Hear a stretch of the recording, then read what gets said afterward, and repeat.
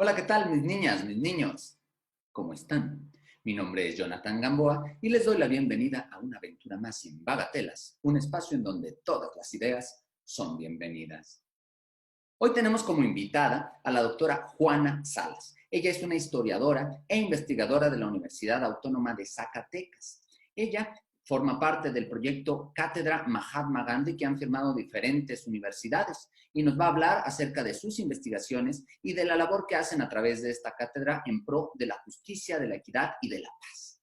Va a estar muy interesante la entrevista, así que les invitamos a escucharla completa. No se van a arrepentir. Así que no queda más que continuar.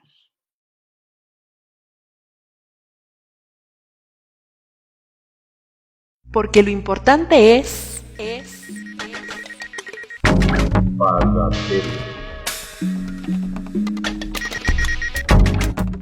Hola, ¿qué tal? Pues ya estamos aquí en la entrevista con Juana Salas. Hola, Juanita, ¿cómo estás? Hola, John, muy bien. ¿Y tú? ¿Todos bien?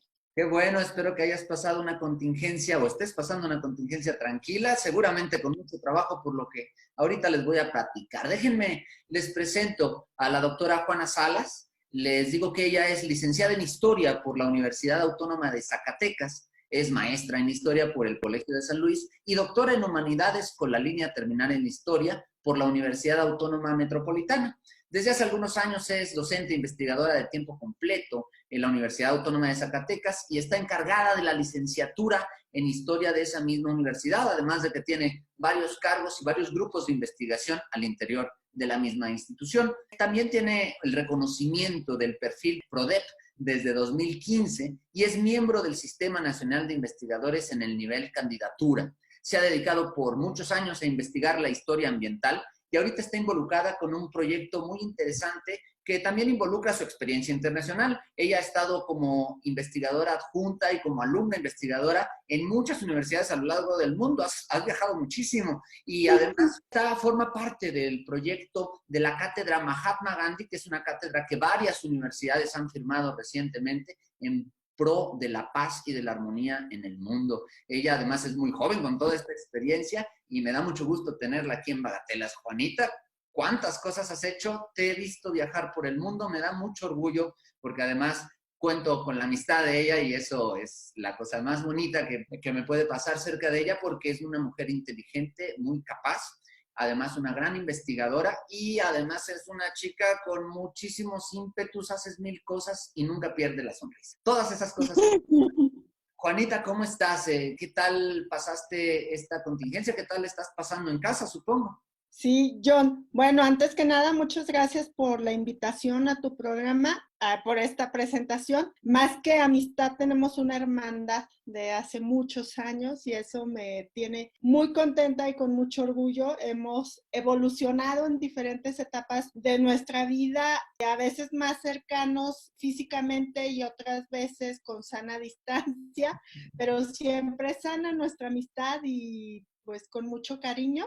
El día de hoy estaré contigo platicando y eso me tiene muy contenta. La contingencia está aún, en Zacatecas estamos en semáforo naranja y pues estamos en casa desde el 19 de marzo y trabajando mucho, pero haciendo nuevos proyectos. Yo creo que esta contingencia ha dejado muchas enseñanzas y la enseñanza más importante ha sido el reencontrarnos y en estas que parecieran cuatro paredes, pero que es una ventana al mundo. Entonces así la he querido vivir desde el 19 de marzo como una ventana al mundo. Y qué bueno. Fíjense que Juanita es una investigadora de la historia ambiental, sobre todo en el periodo, bueno, yo la conocí haciendo investigación del periodo colonial o virreinal, según las diferentes interpretaciones. Cuéntanos un poquito, antes de entrar al tema principal, porque me gustaría que nos hablara sobre la cátedra Mahatma Gandhi, ya que es un esfuerzo interinstitucional y que además tiene aspectos y cortes de índole mundial. Pero antes de hablar de eso, quisiera que nos hablaras, ¿qué has investigado? Tú que eres historiadora, la gente que nos ve probablemente no sabe qué hacemos los historiadores. ¿Tú qué investigas? ¿Qué es lo que has aportado a la academia? ¿Y qué resultados te ha dado? Como lo contaste, desde hace muchos años descubrí la historia ambiental me gusta hablar de esa parte autobiográfica porque cuando era muy joven y tenía que decidir qué licenciatura, yo quería biología, pero no se pudo por las condiciones de mi ciudad y de mi familia.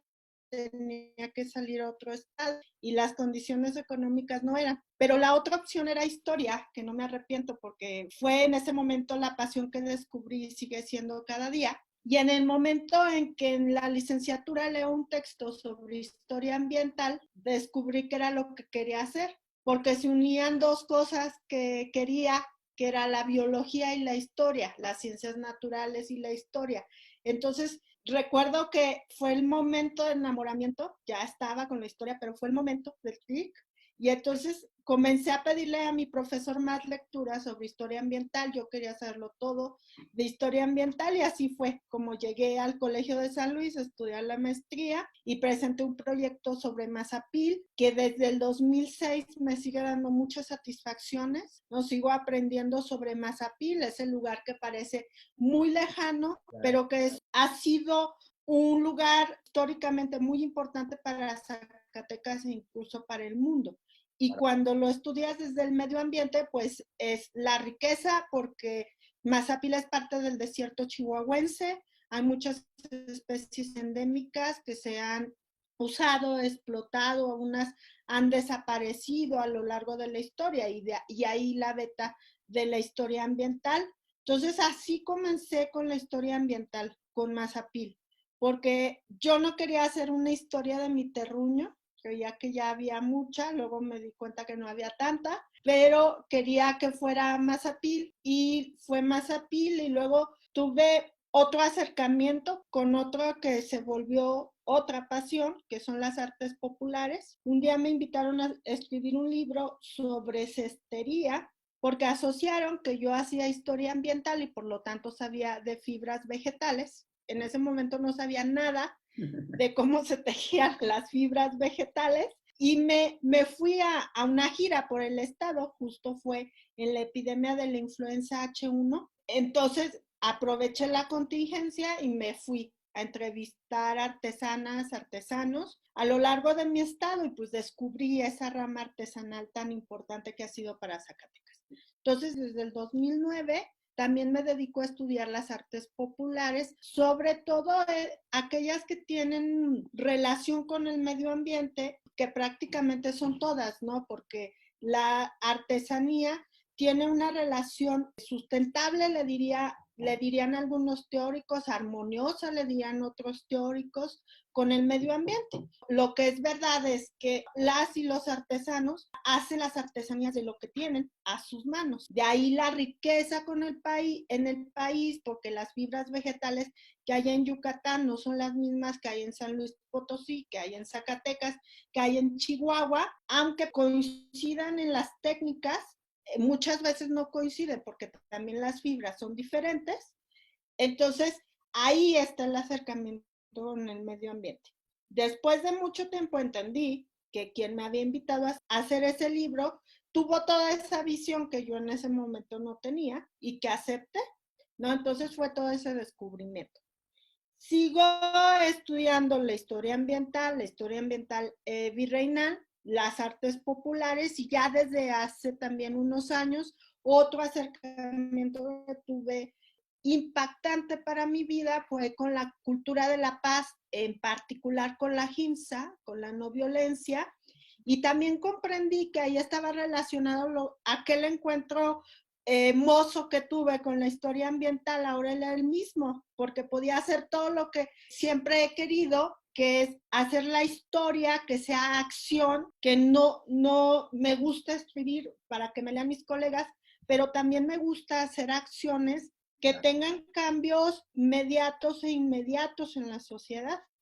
Y de ahí que me dedique a la educación, que es un cambio inmediato en la sociedad, pero también está la acción por la no violencia que tiene, en el caso de lo que yo desarrollo, un sustento histórico. Y ahí está la función, pues, de las y los historiadores. En el caso de lo que yo desarrollo, así lo he encontrado. Somos necesarios para la sociedad cuando podemos explicar cómo la violencia y la no violencia, la violencia y la paz, dependiendo también de la corriente teórica o de la cultura, han sido parte de la historia.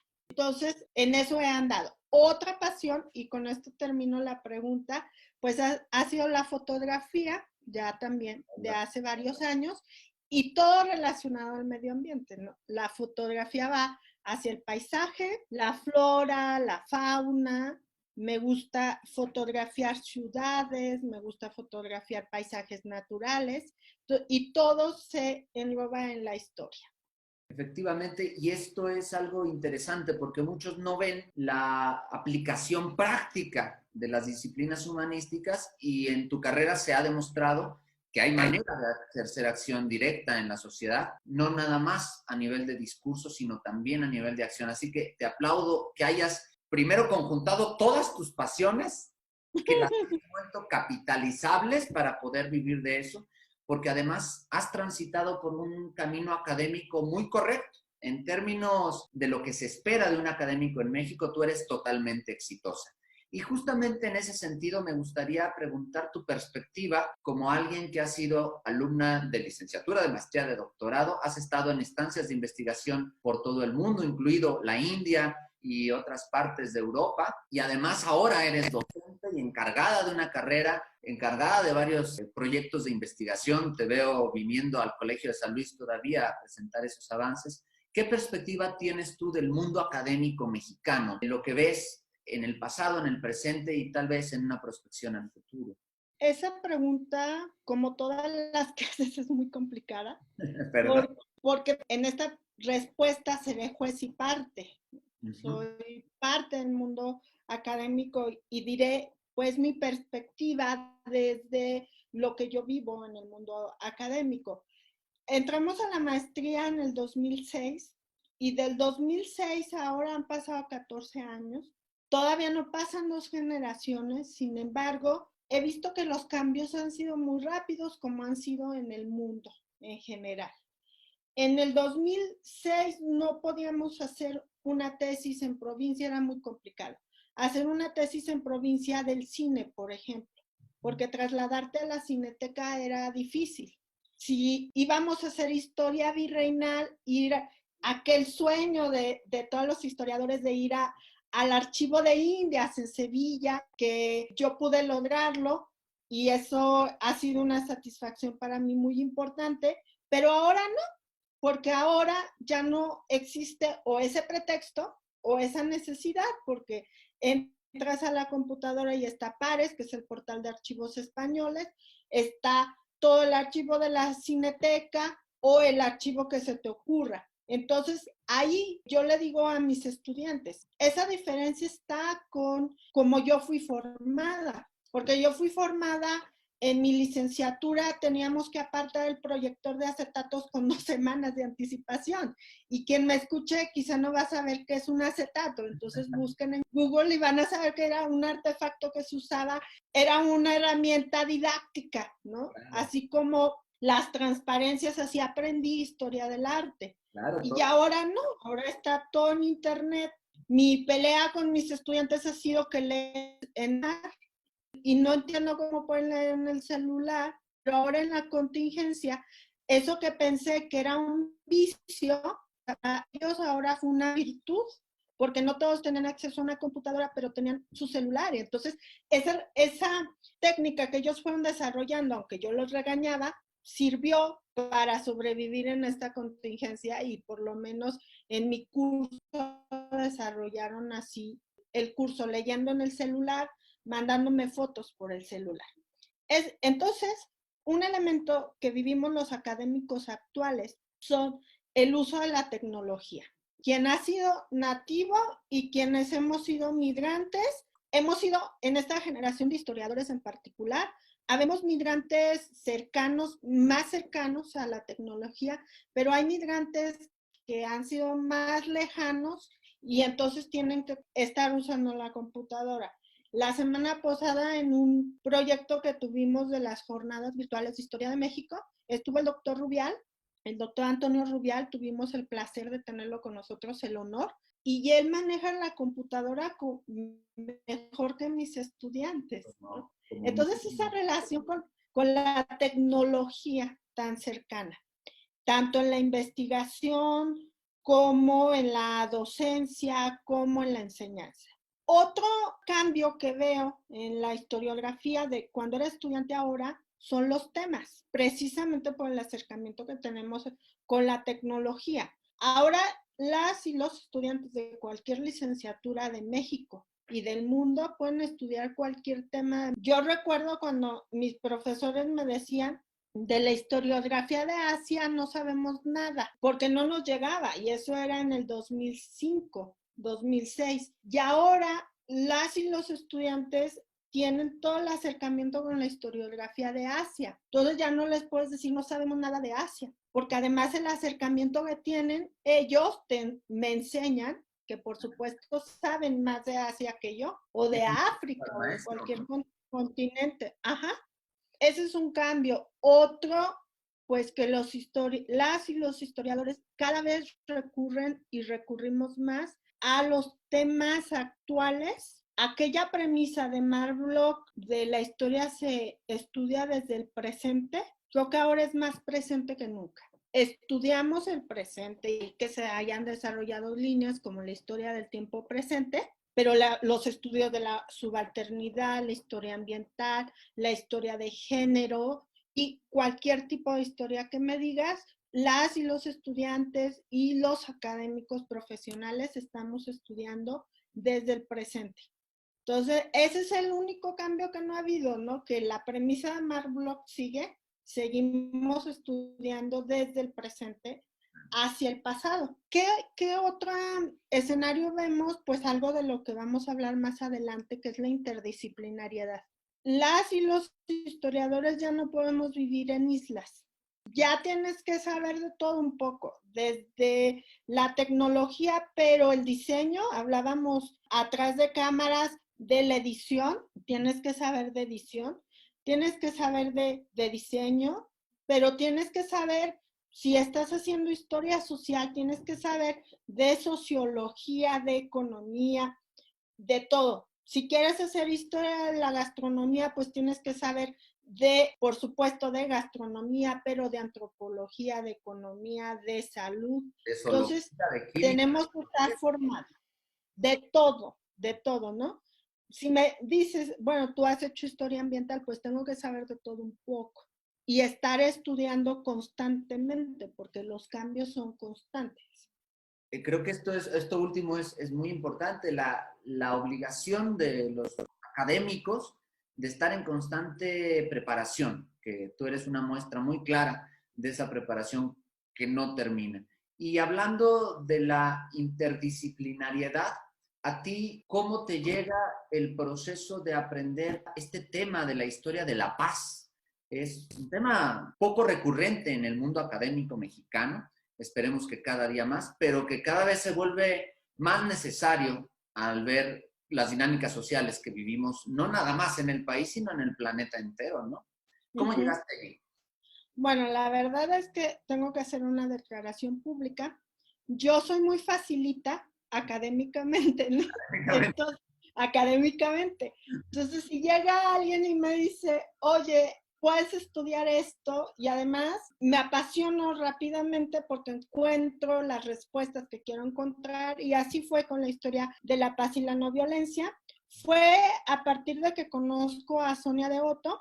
Ella es la coordinadora de Ora World Mandala, que es la extensión en México de la Universidad Gujarat Vidyapith, la única que fundó Mahatma Gandhi.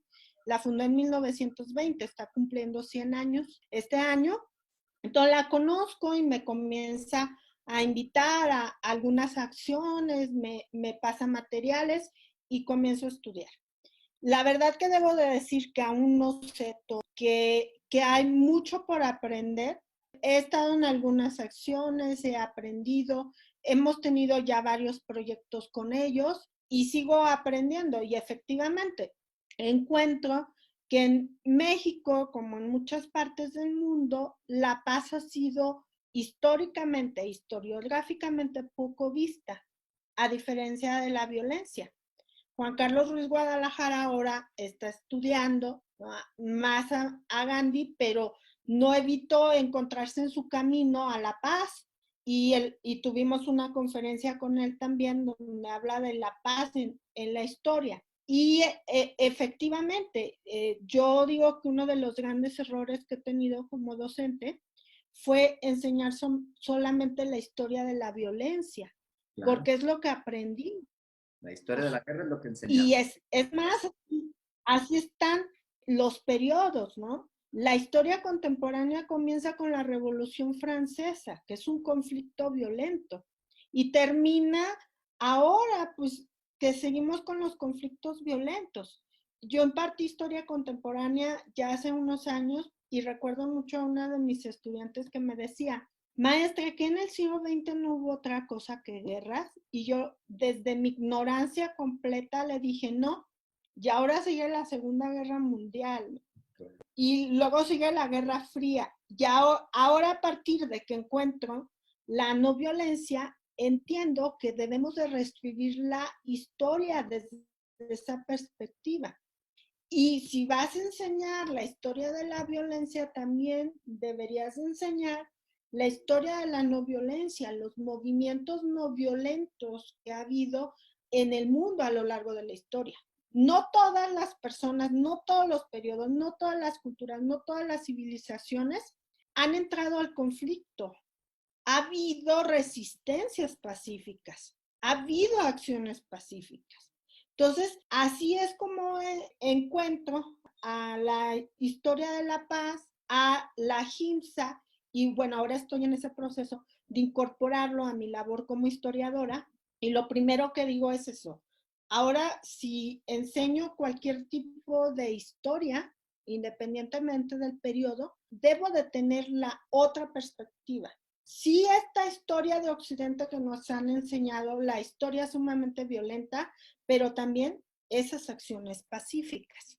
Y qué interesante, porque sí, efectivamente, ahora que hablabas me hacía mucho sentido. Yo también enseño la historia a mis estudiantes desde la perspectiva de las diferentes violencias, ¿no? A veces incluso con una buena intención de visibilizarlas para tratar de combatirlas, pero lo cierto es que estamos invisibilizando a la otra parte. Y en ese sentido, el año pasado, varias universidades, 15 instituciones educativas, tengo entendido que firmaron un convenio en la Feria Internacional del Libro de Guadalajara para crear la Cátedra Mahatma Gandhi. Y la Universidad Autónoma de Zacatecas es una de esas 15 universidades que justamente firman este convenio, y tú formas parte de esa cátedra como representante de la Universidad Autónoma de Zacatecas. Cuéntanos un poquito más, algunos de los términos que utilizaste a lo mejor son poco conocidos para la gente, como lo que es la organización Ora World Mandala, la Universidad Gujarat Prajit, y todo esto son términos que la gente no conocemos,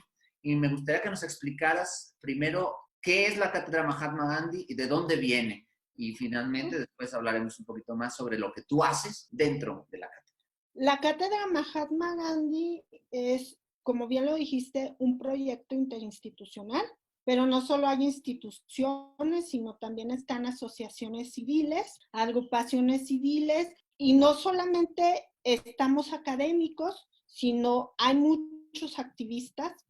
Está, por ejemplo, la cooperativa de Tosepan.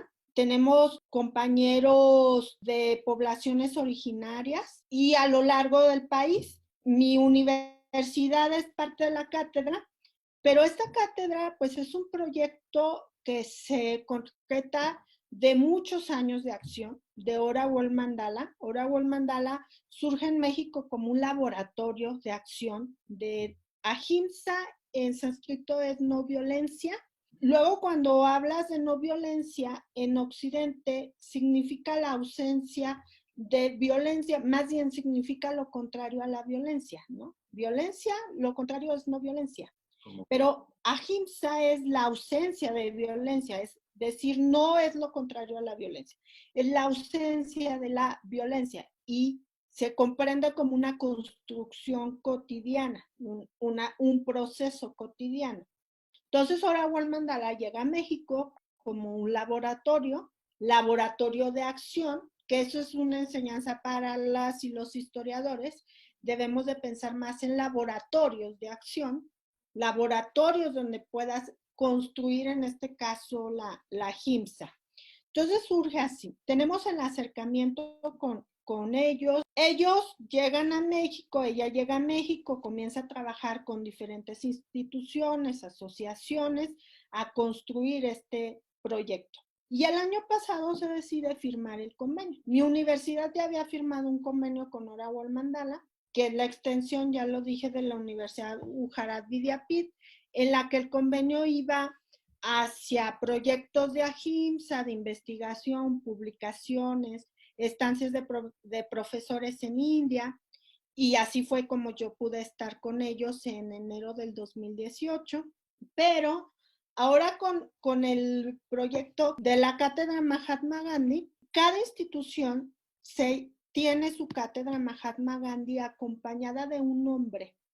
La Universidad de San Luis también es parte de la Cátedra Mahatma Gandhi, tiene un nombre particular. El nombre particular va encaminado a un personaje que haya trabajado por la paz en ese lugar, que tenga coincidencias con el pensamiento de Gandhi, lo haya conocido o no lo haya conocido, pero que haya coincidencia con el pensamiento de Gandhi. De ahí que la cátedra de Zacatecas se llama Pedro de Haro, Cátedra Mahatma Gandhi Pedro de Haro, que es fue una activista wixárika que defendió el territorio Nayarit, wixárika, una activista ambiental sobre todo. Entonces así denominamos nuestra cátedra. También el nombre va encaminado a la vocación que tiene cada cátedra. Por ejemplo, en San Luis, encaminada más hacia los derechos humanos, hacia género, la defensa del género. En Zacatecas, pues más hacia la defensa del territorio, del medio ambiente. Entonces, cada institución tiene un proyecto particular.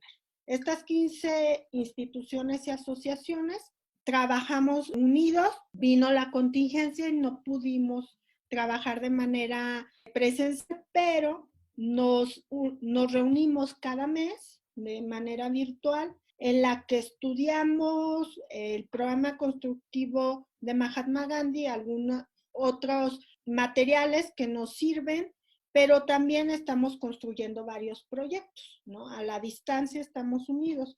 Hay un comité ejecutivo que coordina la cátedra, que en este caso es Ora Mandala, el Colegio de San Luis, y la ENES en Morelia. Se va a cambiar cada periodo el comité ejecutivo, pero ellos son los creadores de la cátedra, entonces son el primer comité ejecutivo y estamos todas las demás instituciones. Uno de los proyectos en los que estamos en Zacatecas, ya desde hace tiempo, incluso desde antes que se firmara la cátedra, es un mapeo de programas constructivos gandhianos.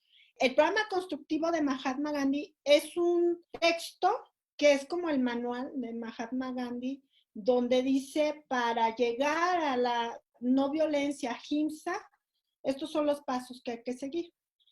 Son diferentes niveles, es un texto breve que tradujo el Colegio de San Luis, la Biblioteca Mahatma Gandhi, es el número 1 de esa colección, lo pueden encontrar en internet, está digital, y ese es el manual de base. Pero entonces resulta que de lo que hablábamos hace rato, de que hay diferentes grupos que han enfrentado la violencia con acciones pacíficas y no violentas, que se parece a lo que hizo Mahatma Gandhi, pero que incluso ellos quizá ni saben qué es Gandhi, ¿no? O quién es Gandhi, pero sí construyen la paz, construyen la no violencia. Ya sí encontramos en diferentes partes del país, incluso en Zacatecas, varios programas constructivos que ahora son parte del mapa y que esto es parte de otro proyecto que se llama Tecnologías para la Vida. Es decir, la tecnología usarla para la vida, no darle tu vida a la tecnología y estar enajenado con la computadora, el celular, sino utilizarlos a favor de la construcción de ahimsa, de la no violencia. Y ese mapa se podrá ver desde cualquier punto del planeta Tierra, en el que alguien en India diga, bueno, ¿qué están haciendo en México? Y se va a encontrar un programa constructivo en Zacatecas, en Fresnillo, de una comunidad que cultiva fresas orgánicas y que las venda a beneficio del rescate de perros y gatos que están en la calle maltratados. Y así nos vamos dando cuenta de lo que hay en el mundo de esta construcción de la no violencia.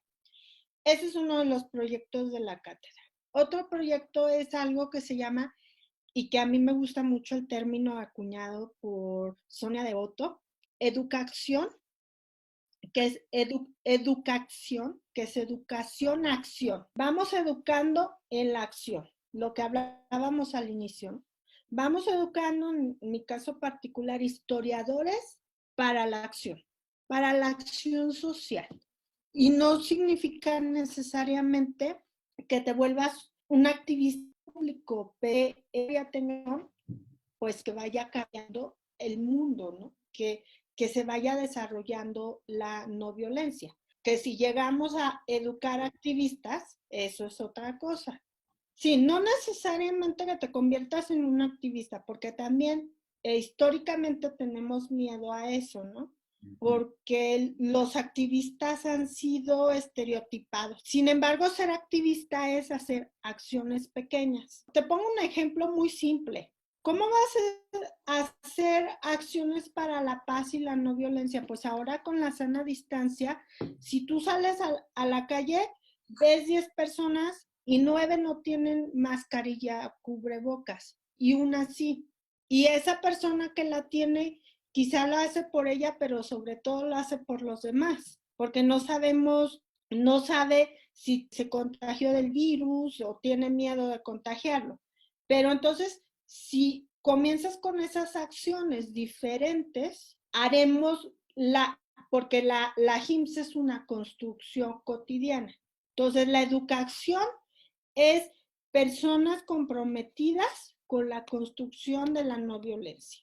Qué interesante. Por ahí he visto, tenemos unas fotos en donde ustedes en la Universidad de Zacatecas han llevado otras acciones también simbólicas y efectivas, y a veces las dos cosas al mismo tiempo. Me gustaría que hablaras un poquito de las acciones que han llevado a cabo con esta cátedra en tu universidad. Mira, como te decía, antes de la cátedra ya estábamos trabajando, un trabajo de ya bastante tiempo. Como responsable de la licenciatura voy a cumplir 4 años, ya voy a entregar el cargo, pero prácticamente los 4 años hemos estado trabajando en estos proyectos con Ora o el Mandala. Comenzamos con acciones muy pequeñas, siguen siendo unas muy pequeñas, sin embargo, los cambios se pueden ir notando. Recuerdo en el 2017, para el 2 de octubre, hicimos un pequeño mandala en mi escuela. Entonces, en ese momento éramos una comunidad que se llamó Colibinovi, que es el antecedente de la cátedra. Colibinovi era la comunidad en línea para la vida y la no violencia. Muchas de las personas que ahora estamos en la cátedra fuimos parte de Colibinovi, otras tantas no, que eso es lo maravilloso. Y entonces en ese momento en Colibinovi se decidió que el 2 de octubre a las 11 de la mañana nos íbamos a unir en 2 minutos de silencio.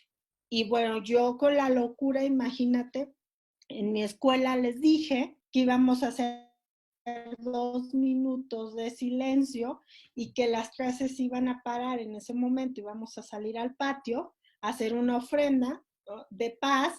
Entonces en ese momento sí hubo quien me vio de Juanita, ¿qué está pasando? Porque Mahatma Gandhi, ¿no? Y entonces ya les explicas, pues es que no es Mahatma Gandhi, no es una religión, es un modo de vivir que si somos historiadores comprometidos, pues tenemos que replicar. Y entonces, porque se supone que los que tenemos la conciencia histórica más fresca, ¿no?, la memoria histórica, entonces, pues ahí los convencí. Entonces hicimos una pequeña acción en el patio donde formamos un mandala. Todas ahora tienen la idea de un mandala, pero el mandala no es eso. El mandala es una construcción social, artística, pacífica, en la que unes lo que ya dije, elementos artísticos pero también de pensamiento, acciones comunitarias que se construyen, sí, en el círculo que conocemos de mandala, porque mandala quiere decir círculo. Nosotros, ¿qué hicimos en ese momento que fue en el 2017? Lo que hicimos fue, a ver, vamos a utilizar lo que nos da nuestra tierra.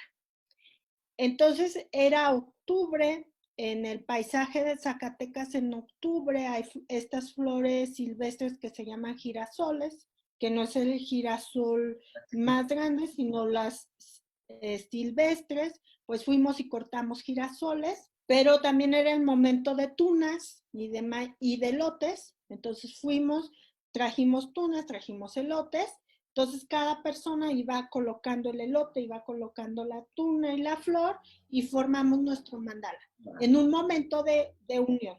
Terminamos porque lo rico de la novela es la unión. Y en México, ¿cómo nos encanta unirnos? Pues comiendo, ¿no?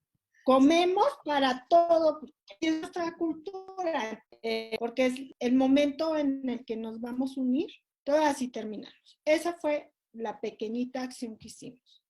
Después, a propósito de la visita de Radhavat, una activista india, una activista feminista india, ella tiene una RAM en los Himalaya, viene a México y pues tenemos la fortuna de que va a visitar Zacatecas y organizamos antes para preparar la visita de Radha. Sonia nos impartió un curso sobre el mandala como acción social. Invitamos a diferentes personas de Zacatecas, no solo académicos, activistas, y se unieron maestros de yoga, personas que tenían spa, músicos, danzantes. Entonces conformamos algo que a la fecha llamamos Grupo Semilla, que espero me escuche, mi Grupo Semilla, que siempre les mando saludos porque es la base de este proyecto de AHIMSS en Zacatecas. Cada persona sabe quién forma este Grupo Semilla, nos fuimos uniendo, fuimos preparando el mandala para Radha. Y en ese momento, en las reuniones que tuvimos, encontramos que algo con lo que se podía comenzar la no violencia en Zacatecas era la unión comunitaria. Claro. Porque hablábamos en el Grupo Semilla de cómo no conocemos a nuestros vecinos. Y antes todavía no pasaba la contingencia, ¿no? Y estábamos encerrados. Digo, se quejan algunas personas del encierro, ¿no? Sorpresa, desde antes estábamos encerrados y estábamos ensimismados, y entonces, o estamos o seguimos. Espero que ya haya personas que sean conscientes de eso. Y entonces no conocemos a nuestros vecinos, a quien atiende la tienda, cosas muy cotidianas, ¿no? Y decidimos que nuestro mandala iba a ser para la comunidad, una acción comunitaria, para la unión de la comunidad. Y pues como empiezan todos los sueños, fueron creciendo las iniciativas, los proyectos, las ideas, construido por el Grupo Semilla. A mí solamente me tocaba coordinar y ir dirigiendo a que fuera hacia lo que queríamos al mandala, pero solo eso, quien lo construyó fue el Grupo Semilla. Y así llegó octubre del 2018, hicimos el mandala. Fue creciendo esta idea a tal punto que el mandala fue en un parque, porque se unió la coordinación de urbanidad de Zacatecas, entonces fue en un parque. Llegaron danzantes de Trancoso, porque entre nuestro Grupo Semilla está el cronista de Trancoso, que además es el director de la escuela, y entonces él convenció a sus paisanos, que Trancoso es reconocido por la danza de matrachines, pues que llegaran a la danza de matrachines, pero también tuvimos la fortuna de tener el contacto con la Escuela de Artes de una comunidad que se llama Tacualeche, donde son niños, niñas y niños que los educan en el arte. Es maravilloso el trabajo que hacen. Y pues también llegó la banda de niños, banda musical de niñas, de niños. pero llegaron los Boy Scouts, se unieron la Asociación de Maestros de Yoga de Zacatecas, una compañera que trabaja en gobierno del estado, a quien le mando muchos saludos, se encargó de la comida, porque de nuevo los mexicanos teníamos que terminar comiendo, y entonces hubo muchísima comida, yo todo el tiempo vi que estaba personas formadas comiendo, y porque así es la comunidad, ¿no? Claro, sí. Cuando la haces con unión y con amor, todo se reproduce y todo surge. Y Rada era nuestra invitada especial, y entonces dijimos, vamos a plantar un árbol identitario de Zacatecas, que va a ser nuestro mensaje de amor a Rada y decirle, Zacatecas te está dando la bienvenida con este árbol, y fue un huizache. Claro. Pero también hicimos otro lazo simbólico muy bonito con Pola, una compañera, una amiga wixárika. Pola, si me escuchas, un abrazo muy fuerte. Y Pola, en el momento que estaba la acción construyéndose el mandala, estaba construyendo un ojo de Dios que le obsequió a Rada en un símbolo de paz, ¿no? Entre las dos comunidades. Y entonces pareciera que India y México y la comunidad wixárika estamos tan separados, pero no. Ahí, Claro. con esos actos simbólicos, nos unimos. Sí, de que el ojo de Dios, ahorita que lo dijiste, claro que me hace sentido. Tiene no nada más visualmente, sino simbólicamente también muchas relaciones con el concepto del mandala. Qué bonita sinergia, pero perdón, simplemente me Sí, emociona. por supuesto, porque el ojo de Dios son los puntos cardinales, es la perfección, la protección, los colores, que cada color tiene un símbolo, igual que el mandala, ¿no? Y que igual que el mandala, el ojo de Dios es arte.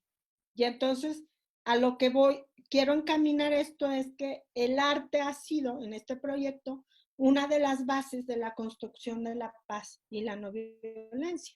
Por eso mencionaba la danza, a la banda de músicos, niños, y pues todos unidos sin conocer a Rada, ¿no? Rada era el pretexto, porque todas estábamos unidos en ese mandala. Y llegaron personas de todos lados que no conocíamos, y eso fue muy padre, porque fue muy chido, porque entonces llegó el mensaje a quien queríamos, ¿no? Hacer esa acción, esa unión comunitaria. Entonces esa fue una acción que espero volvamos a construir en algún momento. Y después hicimos otra acción que eran Letras para la Paz, algo ya más académico. Y cada año, tanto el 31 de enero, que se conmemora la muerte de Mahatma Gandhi, como el 2 de octubre, en mi escuela hacemos los 2 minutos de silencio, hacemos los 2 minutos de silencio y hacemos otras acciones. Para mí, que las y los jóvenes estén 2 minutos de silencio es un logro muy importante. Sí, porque en 2 minutos no ven su celular. En 2 minutos estamos en silencio. Y también para mí, 2 minutos de silencio es un logro. Y así vas, si no, porque además estás en silencio. No puedes agarrar el celular y no puedes voltear a platicar con tu compañera o tu compañero. Y son 2 minutos para pararnos. Porque así es la acción no violenta. Y ahorita que estás mencionando justamente lo difícil que es obtener esos 2 minutos, a mí me llega la pregunta, ¿ustedes han tenido resistencias? Porque habrá gente a quien esto le parezca una locura o que les parece poco necesario. Y no sé si, porque hay gente que no entiende que esto puede ser un proceso y a lo mejor es su propia perspectiva de vida, su experiencia la que le indica eso, tampoco los estoy juzgando, pero me pregunto si hay resistencias a estas acciones o han fluido de manera muy natural como un río que va por el bosque. Bueno, espero que después de la respuesta que vaya a dar, todo continúe normal, porque la resistencia más cercana, pues ha sido en mi comunidad más cercana, que es la escuela, ¿no? Claro. Sobre todo mis compañeras y compañeros, sí hay quien se ha acercado y ha comprendido, hay quien no, pero esa es parte de la construcción de Ahimsa, ¿no? Claro. el que vayas construyendo y entender que no todas y no todos van a comprender y que no a todas ni todos les va a interesar tampoco, ¿no? Debo de decir que soy afortunada porque al emprender este proyecto he estado acompañada de muchas personas, ya lo mencioné, del grupo Semilla, porque la acción no violenta es comunitaria, queda claro, pero también de mi institución. El acompañamiento de mi director, el doctor Margil de Jesús Canizales Romo, del coordinador de vinculación, el doctor Ángel Román Gutiérrez, del rector, el doctor Antonio Guzmán Fernández. El rector siempre ha estado convencido. Entonces, a diferencia de otros lugares, yo no he tenido que convencer a mi institución, Qué ¿no? bueno. La institución, la Universidad Autónoma de Zacatecas ha estado convencida de la construcción de la paz, ¿no? Todas estas personas que mencioné están convencidas de que la educación tiene que estar acompañada de la cultura para la paz y la no violencia. Entonces esa ha sido una ventaja, que hemos podido encaminar el proyecto. Esa ventaja se ha convertido en un proyecto de equipo con la institución, no es un proyecto individual, es un proyecto de equipo. Es un proyecto que también ha trascendido a la institución, como lo mencioné con el grupo Semilla, ha trascendido a la comunidad, ha trascendido incluso de las fronteras, pero sí la resistencia más cercana es en la escuela de historia y comprendo completamente por lo que mencionaba al inicio del programa, la formación que hemos tenido como historiadoras e historiadores difícilmente nos ha llevado a la paz, porque la formación que hemos tenido, lo decía al inicio, pues ha sido de una historia violenta, entonces difícilmente. Pero también en esta comprensión es que quienes trabajamos para la paz, la no violencia, pues también somos personas en construcción, somos personas en acción, somos personas que cometemos errores, somos personas, porque tampoco quiero quien me vea, quien me escuche, que yo todo el tiempo estoy feliz, Claro que que no. no me enojo, que todo el tiempo sonrío, que me enojan muchas cosas, ¿no? Claro, porque eso es parte de la vida. O sea, Uh-huh. eres una mujer pasional y como mujer pasional que eres, pues todas las pasiones emergen y así todos. Y además todos somos contradictorios y todos estamos en un proceso de construcción o de deconstrucción según lo que requiremos. Y entonces me queda, qué bueno que mencionas eso, no entender que vivir esta filosofía de vida representa estar todos los días viendo mariposas volando a tu alrededor. Implica una construcción constante, incluso a veces contra uno mismo, ¿no? ¿Tú te has encontrado resistencias contigo misma? Por supuesto, porque para comenzar lo que te mencionaba de mi deconstrucción profesional, aceptar lo que dije hace un momento al inicio, de que el error que cometí fue enseñar una historia violenta. Ahora lo puedo verbalizar, por supuesto, y lo digo en público, y digo que estoy trabajando para que no sea así, pero antes de eso fue un trabajo de introspección muy fuerte, porque aceptar ese error, como otros que he cometido, como todas las personas que me vean y me escuchen comprenderán, que aceptar los errores que cometemos como persona, como profesionistas, no todas las veces es sencillo. Entonces eso ha sido. La otra, en esta deconstrucción personal, profesional, social, cultural, el concepto base de ahimsa es la verdad. Y entonces en la verdad, pues hay muchos matices. Y como parte de nuestra cultura son las mentiras piadosas.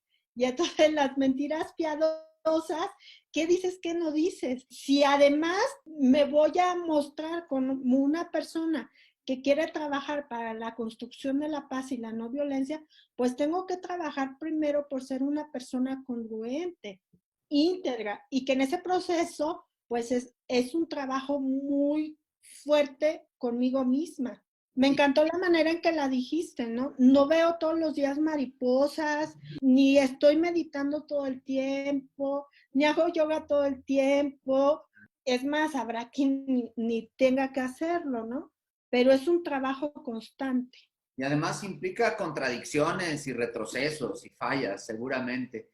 Justamente me da mucho gusto ver la evolución de una historiadora académica que siempre yo la conocí ya lo mencionamos, hace 16 o 14 años por ahí, hace muchísimos años en el mundo de formación académica.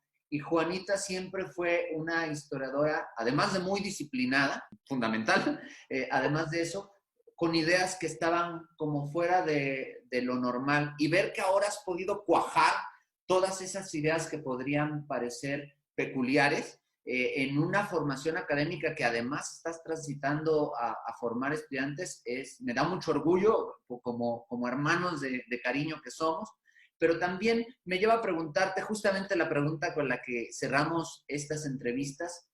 Tú que tienes estas múltiples perspectivas de la realidad en tu cabeza, porque conoces el mundo académico, conoces la teoría, conoces estas posturas filosóficas, realizas acciones que tratan de cuajarlas todas, que es admirable porque no es fácil. ¿Tú cómo ves el futuro de la humanidad? ¿Qué perspectivas tienes para el legado que le vamos a dejar a las próximas generaciones? El otro día comentaba con una amiga que esta contingencia, a diferencia de muchas personas, yo la veo como algo necesario. Y no solo por el virus, ¿no? Hay muchos virus en nuestra sociedad. Y veo que la generación de niñas, de niños, de adolescentes, por diferentes cuestiones, yo la veía como una generación débil, ¿no? Una generación que, a diferencia de nuestras generaciones, no les había tocado de verdad un momento complicado en el que tuvieran que mostrar su resiliencia. Y este momento, yo creo que las niñas, los niños, los jóvenes, los adolescentes lo van a vivir como un momento en el que encontraron, o por lo menos así lo quiero pensar, un momento en el que encontraron su fortaleza, porque o la crearon o la encontraron, porque de verdad esto dicen varias canciones, memes, que vamos a volver más fuertes. Y no se debe de volver esto un mensaje vacío, sino ni un cliché, sino de verdad nos tenemos que comprender como seres humanos fuertes para regresar a algo que ya no es normal, por supuesto, que será otra normalidad, no la que dejamos. ¿Qué veo? Que estamos por lo pronto en ese reencuentro, también un reencuentro familiar que era necesario, y entonces que las niñas, los niños, los adolescentes están reencontrándose con su familia o encontrándose, porque ahora pudieron tener a sus papás, y eso es una fortuna, pudieron tener a sus papás todo el día y toda la noche. Y entonces obviamente eso llevó a un conflicto, ¿no? Porque tenía que haber un proceso de adaptación, pero en ese proceso de adaptación, pues ahora las niñas y los niños comprendieron, algunos incluso, que es la unión familiar, que se estaba perdiendo, ¿no? Hemos vuelto, porque lo he visto afortunadamente con familias de amigas y de amigos, el regreso a estar en la sala platicando, aquella imagen que teníamos romántica de qué hacían las familias cuando llovía, pues ahora es qué hacen las familias en contingencia. Pues jugaron juegos de mesa, leyeron, hubo quien, como mi familia, que emprendimos un proyecto que desde hace tiempo teníamos pendiente, que era hacer un huerto familiar. Y entonces ahora todos los días estamos cultivando calabazas, acelgas, y es una enseñanza para nuestras generaciones de niñas, de niños, ¿no? ¿Cómo lo veo?